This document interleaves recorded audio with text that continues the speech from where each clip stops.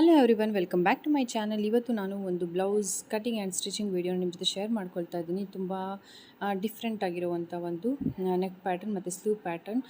ನಾನು ಇದನ್ನು ತುಂಬ ಕಡೆ ನೋಡಿದ್ದೀನಿ, ಈ ಹೊಸ ಪ್ಯಾಟರ್ನ. ಸೊ ನಾನು ಇಲ್ಲಿ ಬಂದುಬಿಟ್ಟು ಬ್ಲೌಸ್ನಲ್ಲಿ ಮೆಜರ್ಮೆಂಟ್ ಮಾಡೋದು ತೋರಿಸ್ತಾ ಇದ್ದೀನಿ. ನನಗೆ ಎರಡೂ ಕೂಡ ಬರುತ್ತೆ, ಬ್ಲೌಸ್ ಇಟ್ಕೊಂಡಾಗಿರ್ಬೋದು ಅಥವಾ ಹಾಗೆ ಮೆಜರ್ಮೆಂಟ್ ಕೂಡ. ಬಟ್ ನನಗೆ ಬಟ್ಟೆ ಇಟ್ಕೊಂಡು ಮಾಡೋ ಮೆಜರ್ಮೆಂಟ್ ತುಂಬ ಪಕ್ಕ ಇರುತ್ತೆ ಅಂತ ಅಂದರೆ ಅಷ್ಟು ಚೆನ್ನಾಗಿ ಬರುತ್ತೆ ಫಿನಿಶಿಂಗ್ ಅನ್ನೋದಕ್ಕೋಸ್ಕರ. ಸೊ ಮಾರ್ಕ್ ಮಾಡಬೇಕಾದ್ರೆ ನೀವು ಅದು ಹೇಗಿರುತ್ತೋ ಅಲ್ಲಿಗೆ ಮಾರ್ಕ್ ಮಾಡ್ಕೊಂಡು ಅರ್ಧ ಇಂಚು ಎಕ್ಸ್ಟ್ರಾ ತೊಗೊಂಡು ಬಟ್ಟೆನ ಮಾರ್ಕ್ ಮಾಡಿಕೊಂಡ್ರೆ ಆಗೋಗುತ್ತೆ. ಸೊ ನಾನಿಲ್ಲಿ ಬಂದುಬಿಟ್ಟು ಇದು ಬೋಟ್ ನೆಕ್ ಆಗಿರೋದ್ರಿಂದ 8 ಇಂಚಸ್ ನೆಕ್ ವಿಡ್ತ್ ತೊಗೊಳ್ತಾ ಇದ್ದೀನಿ. ಮೀನ್ಸ್ 16 ಇಂಚಸ್ ಆಗುತ್ತೆ ಅದು ಫೋಲ್ಡ್ ತೆಗೆದಾಗ. ಇದು ಬರೀ ಡಬಲ್ ಫೋಲ್ಡ್ ಮಾಡಿರೋದಷ್ಟೇ. ಬ್ಯಾಕ್ ಸೈಡ್ ನಾನು ಕಟ್ ಮಾಡ್ತಾಯಿದ್ದೀನಿ. ಆ್ಯಂಡ್ ಇದು ಬಂದುಬಿಟ್ಟು ಸ್ಲೀವ್ಸ್ ಬಂದುಬಿಟ್ಟು ನಿಮ್ಮದು ಕಂಕ್ಳು ಎಲ್ಲಿವರೆಗೂ ಬಂದಿರುತ್ತಲ್ಲ ಹೊಲಿಗೆ ಅಲ್ಲಿವರೆಗೂ ಮಾರ್ಕ್ ಮಾಡ್ಕೊಂಡು ಅದ್ರ ಮೇಲ್ಗಡೆ ಒಂದು ಅರ್ಧ ಇಂಚು ಎಕ್ಸ್ಟ್ರಾ ಮಾರ್ಕ್ ಮಾಡಿಕೊಂಡು ಅಲ್ಲಿಗೆ ನೀವು ಮಾರ್ಕ್ ಮಾಡಿಕೊಂಡು ಜಾಯಿನ್ ಮಾಡಿಕೊಂಡ್ರೆ ಆಯಿತು. ಸೊ ಇದು ಬಂದುಬಿಟ್ಟು ಬ್ಯಾಕ್ ನೆಕ್ ಮತ್ತು ಬೋಟ್ ನೆಕ್ ಮತ್ತು ವಿಡ್ತ್ ಕೂಡ ಅಷ್ಟೇ. ನಿಮಗೆ ಬಟ್ಟೆ ಜಾಸ್ತಿ ಆಗಲ್ಲ ಬೇಡ, ಶೋಲ್ಡ್ರ್ ಹತ್ರ ಸ್ವಲ್ಪ ಕಡಿಮೆ ಬೇಕು ಅಂದರೆ ನೆಕ್ ವಿಡ್ತ್ ಜಾಸ್ತಿ ತೊಗೊಳ್ಳಿ, ಇಲ್ಲ ಅಂದರೆ ಸ್ವಲ್ಪ ಕಡಿಮೆ ತೊಗೊಳ್ಳಿ. ಮತ್ತು ಇದು ನಾನು ಬ್ಯಾಕ್ ಓಪನ್ ಕೂಡ ಇಡ್ತಾ ಇಲ್ಲ, ಫುಲ್ಲು ಕವರ್ ಮಾಡೋ ಥರದ್ದು ಬೋಟ್ ನೆಕ್ ಇಡ್ತಾ ಇರೋದು. ಸೊ ಡೀಪ್ ಬಂದುಬಿಟ್ಟು 3.5 4 ಇಷ್ಟಕ್ಕೆ ಇಟ್ಕೊಳ್ತಾ ಇದ್ದೀನಿ. ನಿಮಗೆ ಎಷ್ಟು ಡೀಪ್ ಬೇಕು ಅದ್ರ ಅಳತೆ ಮೇಲೆ ನೀವು ಇಟ್ಕೊಳ್ಬೋದು. ಯಾವುದಾದ್ರು ರೆಡಿ ಬ್ಲೌಸ್ ಇದ್ದರೆ ಬೆಸ್ಟ್, ನಿಮಗೆ ಯಾವುದು ಕರೆಕ್ಟಾಗಿದೆ ಆ ಅಳತೆಗೆ ಇಟ್ಕೊಳ್ಳಿ. ಅದನ್ನು ಯಾವ್ದಾರು ಅಳತೆಗಿದ್ದರೆ ತುಂಬ ಒಳ್ಳೆಯದು. ನೆಕ್ಸ್ಟ್ ಬಂದುಬಿಟ್ಟು ಏನಂತ ಅಂದರೆ ನೀವು ಫಸ್ಟು ನೆಕ್ ಮಾರ್ಕ್ ಮಾಡ್ಕೊಂಡಾದಮೇಲೆ 1 ಇಂಚು ನೀವು ನೆಕ್ಕಿಗಿಂತ ಕೆಳಗಡೆಗೆ 1 ಇಂಚು ತೊಗೊಳ್ಳಿ. ನಿಮಗೆ ಎಷ್ಟು ಹೈಟಿಗೆ ಬೇಕು ಅಲ್ಲಿವರೆಗೂ ಮಾರ್ಕ್ ಫಸ್ಟ್ ಮಾಡ್ಕೊಳ್ಳಿ. ಅದಾದಮೇಲೆ ಅದ್ರ ಕೆಳಗಡೆ 1 ಇಂಚ್ ಮಾಡಿಕೊಂಡು ಅದಾದಮೇಲೆ 1.5 ಇಂಚಷ್ಟು ಗ್ಯಾಪ್ನಲ್ಲಿ ಒಂದೊಂದು ಡಾಟ್ ಇಟ್ಕೊಂಡು ಹೋಗಿ. ನಾನು ಅದು ತೋರಿಸ್ತೀನಿ ನಿಮಗೆ ಹೇಗೆ ಬರುತ್ತೆ ಡಿಸೈನ್ ಅಂದ್ಬಿಟ್ಟು. 1.5 ಇಂಚಿಗೆ ಒಂದೊಂದು ಮಾರ್ಕ್ ಮಾಡ್ಕೊಂಡು ಹೋಗೋದು. ಆವಾಗ ನಿಮಗೆ ಅದನ್ನು ಡಿಸೈನ್ ಕರೆಕ್ಟಾಗಿ ಒಂದು ಅಳತೆಯಲ್ಲಿ ಬರ್ಕೊಂಡು ಹೋಗ್ಬೋದು. ಇಲ್ಲಾಂದರೆ ನಿಮಗೆ ಸ್ವಲ್ಪ ವ್ಯತ್ಯಾಸ ಬಂದುಬಿಡುತ್ತೆ. ಹಾಗಾಗಿ 1.5 ಇಂಚಿಗೆ ನೀವು ತಗೊಂಡು ಮಾರ್ಕ್ ಮಾಡಿಕೊಂಡು ಒಂದು ಆರ್ಚ್ನ ಬರೆಯೋದು. ಸಣ್ಣ ಸಣ್ಣ ಆರ್ಚ್ನ ಮಾಡ್ಕೊಂಡು ಈ ಥರ ರೌಂಡ್ ಶೇಪಲ್ಲಿ ಯು ಶೇಪ್ನಲ್ಲಿ ಆ ಥರ ಮಾಡ್ಕೊಂಡು ಹೋಗೋದು.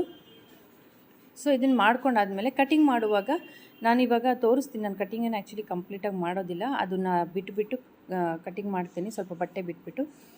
ಸೊ ಇವಾಗ ಬಟ್ಟೆ ಇಷ್ಟು ನಮ್ಮದು ಮೆಜರ್ಮೆಂಟು ಕಂಪ್ಲೀಟ್ ಆಗಿದೆ. ಸೊ ನಾನು ಯಾವಾಗಲೂ ನೆಕ್ನ ಕಟ್ ಮಾಡುವಾಗ ನೆಕ್ ಶೇಪ್ನಲ್ಲೇ ಕಟ್ ಮಾಡ್ತೀನಿ. ಬಟ್ ಇದು ಡಿಸೈನ್ ಇರೋದ್ರಿಂದ ನಾನು ಎಕ್ಸ್ಟ್ರಾ ಬಿಟ್ಬಿಟ್ಟು ಕಟ್ ಮಾಡ್ತಾಯಿದ್ದೀನಿ. ಹೊಲಿಯುವಾಗ ಈಸಿ ಆಗುತ್ತೆ, ನಮಗೆ ಎಷ್ಟು ಕ್ಲಾತ್ ಬೇಕಾಗುತ್ತೆ ಅದೆಲ್ಲ ನೋಡ್ಕೊಳ್ಳೋಕ್ಕೆ ಈಸಿ ಆಗುತ್ತೆ ಅಂದ್ಬಿಟ್ಟು.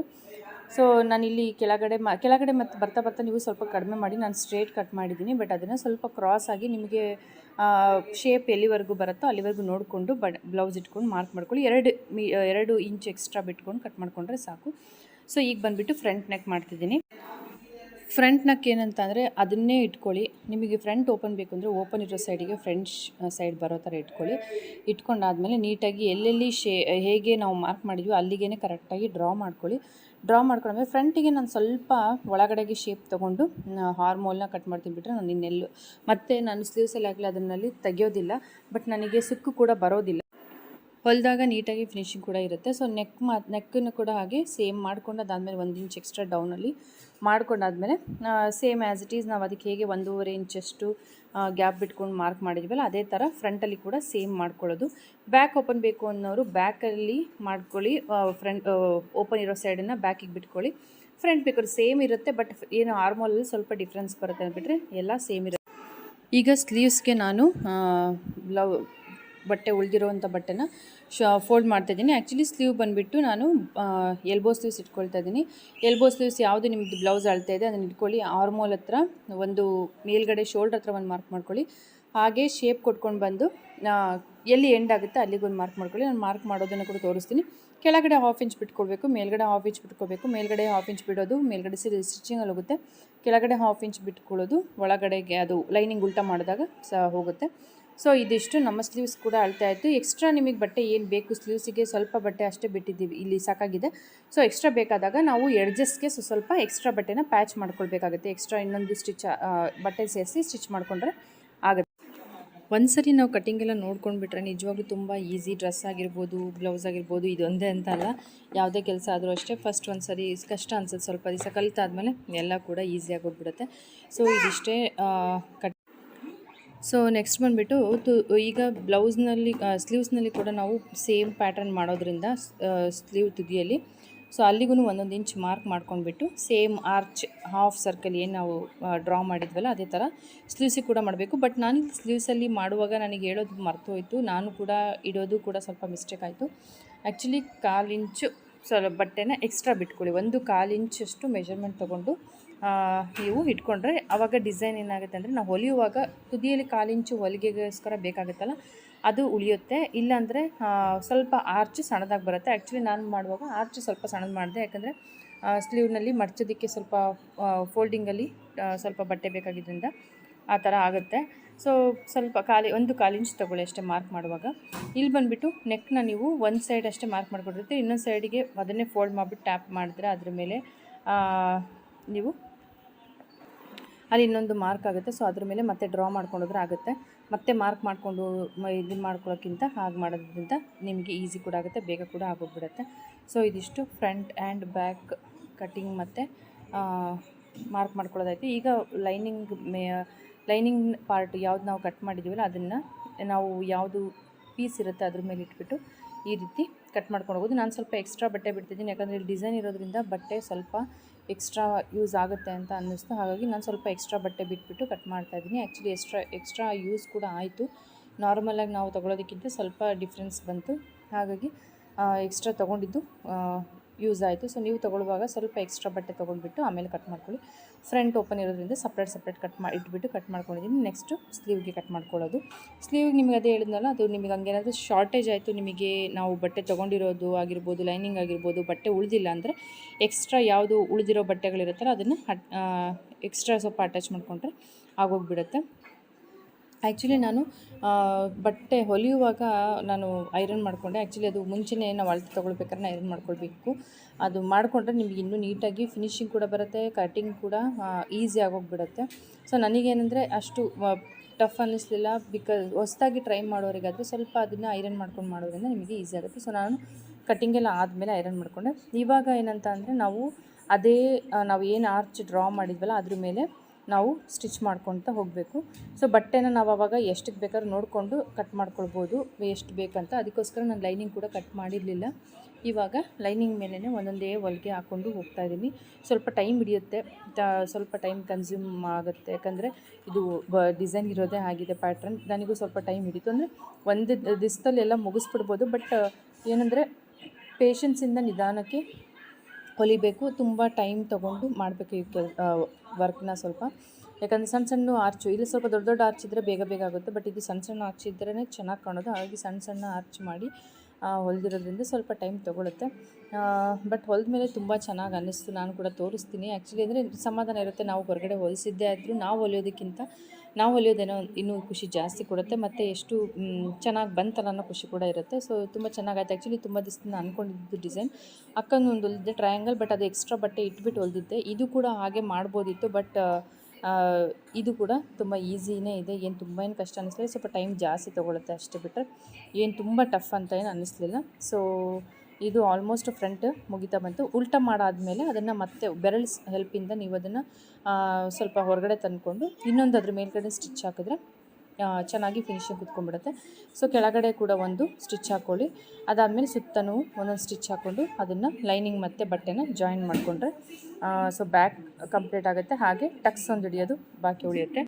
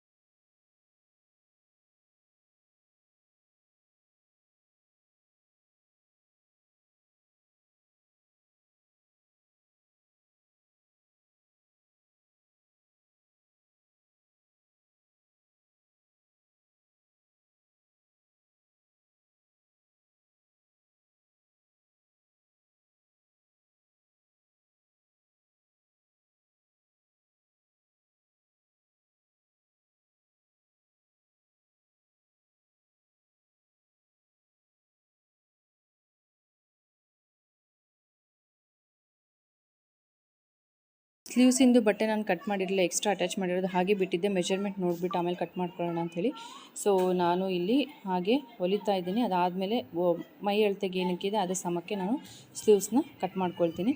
ಸೊ ನಾನು ನಿಮಗೆ ಇನ್ನೊಂದು ಏನು ಹೇಳ್ಕೊಡ್ತೀನಿ ಲಾಸ್ಟಲ್ಲಿ ಅಂತ ಅಂದರೆ, ನೀವು ಹೊಲಿಗೆನ ಓವರ್ಲಾಕ್ ಮಾಡೋಕ್ಕಾಗಲ್ಲ ಅನ್ನೋರು ಮನೇಲಿ ಹೊಲಿಯೋರು ಹೇಗೆ ಅದನ್ನು ಒಳಗಡೆದು ಸ್ಟಿಚಿಂಗ್ ಕಾಣಿಸ್ದೇ ಇರೋ ಥರ ಹೊಲಿಯೋದು ಅಂತ ತೋರಿಸ್ಕೊಡ್ತೀನಿ. ಸೊ ಇವಾಗ ನೋಡಿ, ಈ ಥರ ಸ್ಲೀವ್ಸ್ ಕಟ್ ಮಾಡ್ಕೊಂಡಾದ್ಮೇಲೆ ಅಟ್ಯಾಚ್ ಮಾಡಾದಮೇಲೆ ಮೈ ಅಳತೆಗೆ ಎಷ್ಟಕ್ಕಿದೆ ಅಲ್ಲಿವರೆಗೂ ನೋಡಿಕೊಂಡು ನಾನು ಸ್ಲೀವ್ಸ್ನ ಅದ್ರ ಸಮಕ್ಕೆ ಕಟ್ ಮಾಡ್ಕೊಳ್ತಾ ಇದ್ದೀನಿ. ಇದಿಷ್ಟು ಕಟ್ ಮಾಡ್ಕೊಂಡಾದ್ಮೇಲೆ ಇವಾಗ ಅಟ್ಯಾಚ್ ಮಾಡ್ಕೊಂಡು ಹೋಗೋದಷ್ಟೇ. ಏನಿಲ್ಲ, ಸಿಂಪಲ್ ನಾವು ಸೀದಾ ಸೈಡ್ ಏನಿರುತ್ತೆ ಮೇಲ್ಗಡೆ ಸೈಡಲ್ಲಿ ತುದಿಯಲ್ಲಿ ಒಂದು ಹೊಲಿಗೆ ಹಾಕಿಬಿಟ್ಟು ಅದನ್ನು ಉಲ್ಟಾ ಮಾಡಿಕೊಂಡ್ರೆ ನಿಮಗೆ ಆವಾಗ ಒಳಗಡೆ ಹೊಲಿಗೆ ಹಾಕಿರೋದು ಕಾಣೋದಿಲ್ಲ. ಸೊ ನೀಟಾಗಿ ಫಿನಿಶಿಂಗ್ ತುಂಬ ಚೆನ್ನಾಗಿ ಬರುತ್ತೆ. ಆವಾಗ ದಾರ ಬರೋದಾಗಲಿ ಆ ಥರದ್ದೆಲ್ಲ ಪ್ರಾಬ್ಲಮ್ಸ್ ಇರೋಲ್ಲ, ಅದೆಲ್ಲ ಅವಾಯ್ಡ್ ಆಗುತ್ತೆ. ಸೊ ನೋಡಿ, ಫಸ್ಟ್ ಹಿಂಗೆ ಮೇಲ್ಗಡೆಯಿಂದ ಒಂದು ಹೊಲಿಗೆ, ನಂದು ರೈಟ್ ಸೈಡ್ ಆಗಿ ಬಟ್ಟೆ. ಸೊ ಉಲ್ಟಾ ಮಾಡಿದ್ರೆ ಈ ಥರ ಫಿನಿಶಿಂಗ್ ಕಾಣುತ್ತೆ. ಸೈಡಲ್ಲಿ ಎಡ್ಜಸ್ಸಲ್ಲಿ ನೋಡಿ ನಾವು ಹೊಲಿಗೆ ಹಾಕಿರೋದೇ ಕಾಣಿಸಲ್ಲ. ಸೊ ಅಷ್ಟು ಕ್ಲಿಯರಾಗಿ ಫಿನಿಶಿಂಗ್ ಬಂದೋಗುತ್ತೆ. ಇವಾಗ ನಾನು ಹುಕ್ಕು ಪಟ್ಟಿ ಮತ್ತು ಅದು ಅದರದ್ದು ಪಟ್ಟಿನ ಹೊಲಿತಿದ್ದೀನಿ. ಹುಕ್ಕು ಮತ್ತು ಕಾಜಾ ಪಟ್ಟಿ ಹೊಲಿತಾ ಇದ್ದೀನಿ. ಸೊ ಏನಂತ ಅಂದರೆ, ಇಲ್ಲಿ ಹುಕ್ಕಿಗೆ ನಿಮಗೆ 3 ಇಂಚಸ್ ಇರೋಷ್ಟು ಅಗಲ, 2-2.5 ಇಂಚ್ ಇದ್ರೂ ನಡೆಯುತ್ತೆ. 2.5 ಇಂಚು ಅಥವಾ 3 ಇಂಚು ಇಷ್ಟು ಬೇಕಾಗುತ್ತೆ. ಸೊ ಅದ್ರ ಮೇಲ್ಗಡೆ ಅಡಿಯಲ್ಲಿ ನಾವು ಮೇಲ್ಗಡೆ ಬರೋ ಥರ ಬಟ್ಟೆನ ಇಟ್ಬಿಟ್ಟು ಫಸ್ಟು ಸ್ಟಿಚ್ ಮಾಡಿಕೊಂಡು ನಾನು ಫಸ್ಟ್ ಹುಕ್ ಪಟ್ಟಿ ಹೊಲಿತಾ ಇದ್ದೀನಿ. ಸೊ ಇದೊಂದು 2.5ಇಂದ 3 ಇಂಚಷ್ಟು ನೀವು ಆರಾಮಾಗಿ ಇಟ್ಕೊಳ್ಬೋದು. ಕೆಳಗಡೆ ಇರೋ ಬಟ್ಟೆ ಬಂದುಬಿಟ್ಟು ಅದು ಮೇಲ್ಗಡೆ ಪೋರ್ಷನಿಗೆ ಬರುತ್ತೆ. ಅದಕ್ಕೋಸ್ಕರ ಫಸ್ಟು ನಾವು ಯಾವುದು ಪೋರ್ಷನ್ ಮೇಲ್ಗಡೆ ಬರುತ್ತೋ ಅದನ್ನು ಅಡಿಲಿ ಇಟ್ಬಿಟ್ಟು ಹೊಲಿಬೇಕು. ಅದಾದಮೇಲೆ ಈ ಥರ ಬ್ಲೌಸ್ಗೆ ನೋಡಿ, ರೆಡಿ ಸೈಡ್ಗೆ ಅದು ನಾವು ರೈಟ್ ಸೈಡ್ ಬಟ್ಟೆ ಬರೋ ಥರ ಇಟ್ಬಿಟ್ಟು ಸ್ಟಿಚ್ ಮಾಡಿಬಿಟ್ಟು ಅದಾದಮೇಲೆ ಉಲ್ಟಾ ಮಾಡಿಕೊಂಡ್ರೆ ಅದು ಆ್ಯಕ್ಚುಲಿ ಸಮ ಬರುತ್ತೆ. ಅದೇ ನಮ್ಮ ಕ್ಲಾತ್ ಯಾವುದಿರುತ್ತೆ ಮೇಲ್ಗಡೆಗೆ ಅದೇ ಕ್ಲಾತೇ ಬರುತ್ತೆ. ಸೊ ಈ ಥರ ಹುಕ್ ಪಟ್ಟಿ ಹೊಲ್ಕೊಳ್ಳೋದು ಇದೆಲ್ಲ ತುಂಬ ಈಸಿ. ಆ್ಯಕ್ಚುಲಿ ನಾನು ಅದು ಫಸ್ಟ್ ಫ್ರಂಟ್ ಹೊಲಿದಾಗಿ ಹೊಲಿಬೇಕಾಗಿತ್ತು, ಬಟ್ ಲಾಸ್ಟಿಗೆ ಫೈನಲಾಗಿ ಹೊಲಿತಿದ್ದೀನಿ. ನೋ ಪ್ರಾಬ್ಲಮ್ ಏನಿರಲ್ಲ, ಆಮೇಲೂ ಹೊಲಿಬೋದು. ಸೊ ಇದನ್ನು ಹುಕ್ ಮತ್ತು ಕಾಜಾ ಪಟ್ಟಿ ಈಗ ರೆಡಿ ಆಯಿತು.